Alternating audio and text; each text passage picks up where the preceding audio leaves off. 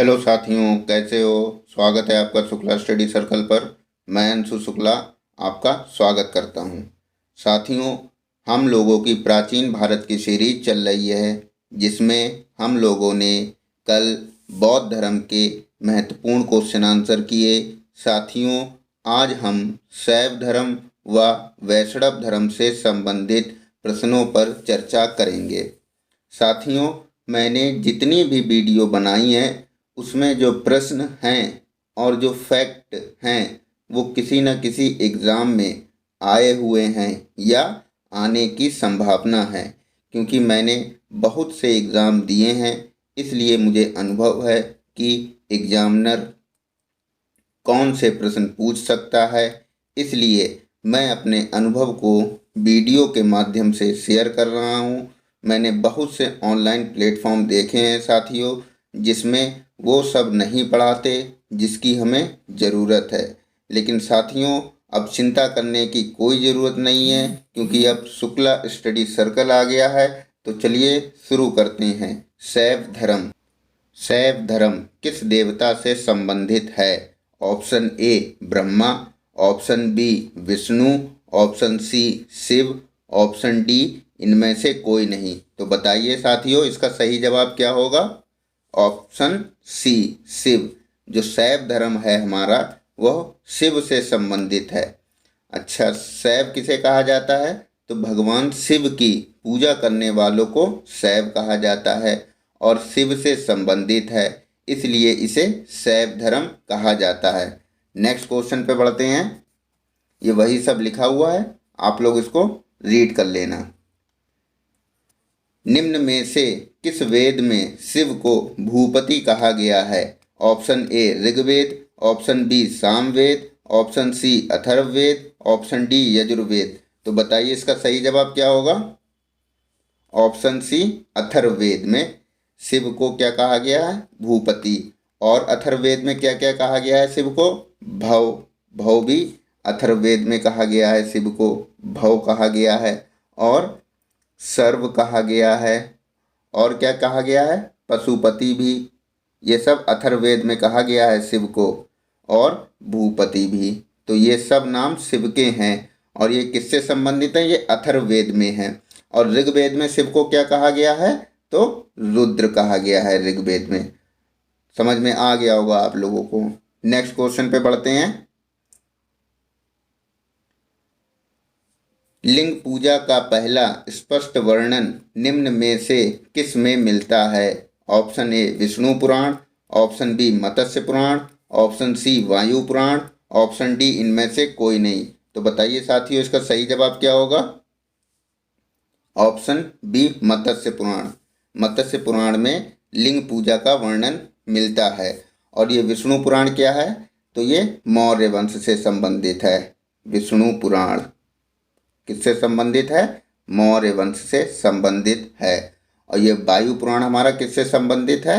गुप्त वंश से संबंधित है। किससे संबंधित है? गुप्त वंश से संबंधित है। और महाभारत के अनुशासन पर्व से भी लिंग पूजा का वर्णन मिलता है। तो आप लोग ये भी ध्यान रखिएगा। नेक्स्ट बढ़ते हैं। ये वही सब लिखा हुआ है। विष्णु पुराण मौर्य वंश से संबंधित हैं, वायु पुराण गुप्त वंश से संबंधित हैं, महाभारत के अनुशासन पर्व से भी लिंग पूजा का वर्णन मिलता है। नेक्स्ट क्वेश्चन पे बढ़ते हैं। ये रहा। निम्नलिखित में से किस पुराण में शैव संप्रदाय की संख्या 4 बताई गई है? Option A Vishnu Purana, option B Vayu Purana, option C Vamana Purana, option D Matsya Purana. तो बताइए इसका सही जवाब क्या होगा? Option C Vamana Purana. वामन पुराण में शैव संप्रदाय की संख्या 4 बताई गई है। और वो कौन कौन से 4 संप्रदाय हैं? तो कौन कौन से हैं? तो पाशुपत संप्रदाय। कौन सा? पाशुपत संप्रदाय, कापालिक संप्रदाय, कापालिक, फिर कालामुख संप्रदाय, कालामुख, और लिंगायत। तो ये 4 संप्रदाय हैं। इन चारों के बारे में हम लोग आगे डिस्कस करेंगे। नेक्स्ट क्वेश्चन पे बढ़ते हैं। तो ये वही सब लिखा हुआ है। और मत्स्य पुराण में विष्णु के 10 अवतारों का उल्लेख भी है। तो आप लोग ये भी ध्यान रखना। नेक्स्ट क्वेश्चन, पाशुपत संप्रदाय के संस्थापक हैं? Option A Lakulish, option B Allama Prabhu, option C Tirugnan, option D Sambandar. तो बताइए इसका सही जवाब क्या होगा? Option A Lakulish. तो पाशुपत संप्रदाय के संस्थापक कौन है? लकुलीस हैं। और अल्लभ प्रभु कौन है ये? तो पाशुपत संप्रदाय के संस्थापक कौन है? लकुलीस। पाशुपत संप्रदाय शैवों का सर्वाधिक प्राचीन संप्रदाय है, तो आप लोग ये भी ध्यान रखना। और जो लकुलीस हैं इन्हें भगवान शिव के 18 अवतारों में से एक माना जाता है। अच्छा ठीक है। और पाशुपत संप्रदाय के अनुयायियों को क्या कहा गया है? तो पंचार्थिक कहा गया है। और पाशुपत संप्रदाय का प्रमुख ग्रंथ कौन सा है? तो ध्यान रखना, पाशुपत सूत्र। कौन सा ग्रंथ है? पाशुपत सूत्र। और इनके प्रसिद्ध आचार्य हैं, तो उनका क्या नाम है? श्रीकर पंडित। क्या नाम है? श्रीकर पंडित। पूछ लिया जाता है क्वेश्चन कभी कभी। तो नेक्स्ट क्वेश्चन पे पढ़ते हैं। ये वही सब लिखा हुआ है, पढ़ लेना आप लोग। निम्न में से किस संप्रदाय के अनुयायियों को महाव्रतधर कहा गया है? तो बताइए इसका सही जवाब क्या होगा? ऑप्शन ए पाशुपत संप्रदाय, ऑप्शन बी कापालिक संप्रदाय, ऑप्शन सी कलामुख संप्रदाय, ऑप्शन डी लिंगायत संप्रदाय। तो बताइए इसका सही जवाब क्या होगा? ऑप्शन सी कालामुख संप्रदाय के अनुयायियों को क्या कहा गया है? महाव्रतधार कहा गया है या धर कहा गया है। और कापालिक संप्रदाय से संबंधित इष्ट देव हैं, इनको ध्यान रखना। इष्ट देव किस संप्रदाय से संबंधित हैं? तो कापालिक संप्रदाय से संबंधित हैं। और जो लिंगायत संप्रदाय है आपका, यह दक्षिण में प्रचलित था। कहाँ था प्रचलित? दक्षिण में। यह दक्षिण में प्रचलित था। नेक्स्ट बढ़ते हैं। कापालिक संप्रदाय के इष्ट देव भैरव थे। कलामुख संप्रदाय के अनुयायियों को महाव्रतधर कहा गया है। इस संप्रदाय के लोग नर कपाल में ही भोजन, जल तथा सुरापान ग्रहण करते थे और साथ ही अपने शरीर पर चिता की भस्म लगाते थे। तो क्वेश्चन ऐसे बनेगा कि किस संप्रदाय के लोग अपने शरीर पर चिता की भस्म लगाते थे? तो आंसर आपका क्या हो जाएगा? कालामुख। नेक्स्ट क्वेश्चन पे बढ़ते हैं।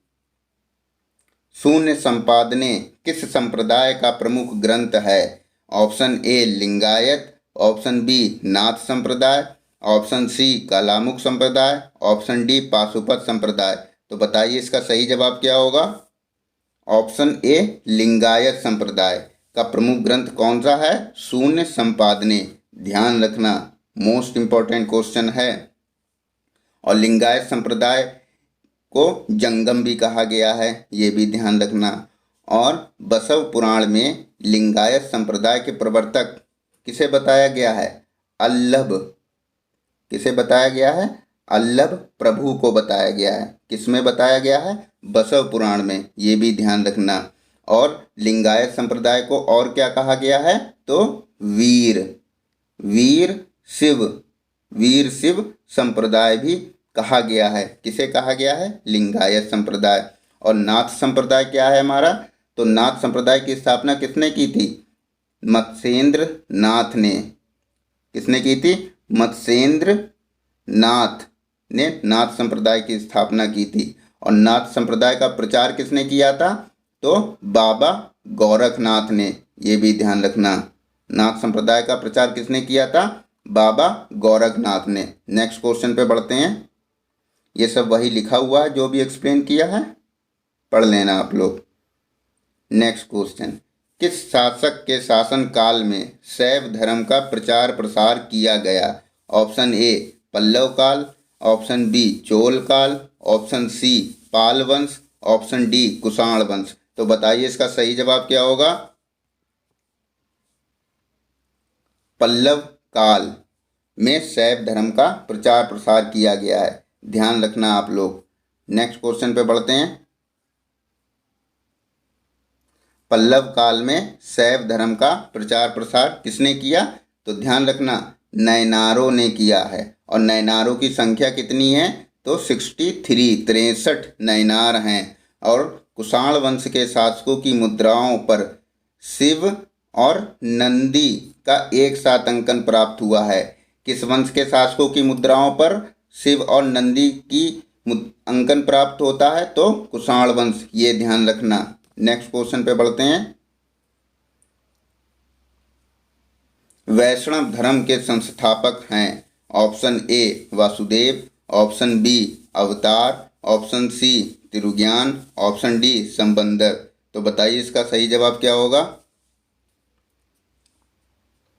ऑप्शन ए वासुदेव कृष्ण को वैष्णव धर्म के संस्थापक कहा गया है। अच्छा, इनकी पूजा सर्वप्रथम किसने स्टार्ट की थी? तो भागवतों ने इनकी सर्वप्रथम पूजा स्टार्ट की थी। किसने सर्वप्रथम इनकी पूजा स्टार्ट की थी? भागवतों ने। और वैष्णव धर्म का विकास भी भागवत धर्म से ही हुआ है, ये भी आप लोग ध्यान रखना। चलो थोड़ा देख लेते हैं क्या है इसमें। तो वासुदेव कृष्ण की पूजा सर्वप्रथम भागवतों ने आरंभ की।